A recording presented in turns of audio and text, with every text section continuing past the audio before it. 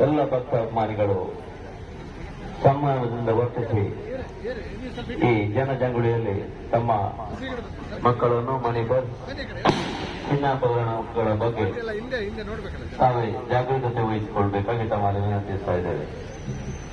ಅದೇ ರೀತಿ ರಥ ಎಳೆಯುವಂತಹ ಸಂದರ್ಭದಲ್ಲಿ ಈ ಕಡೆಗಳಲ್ಲಿ ಕೂಡ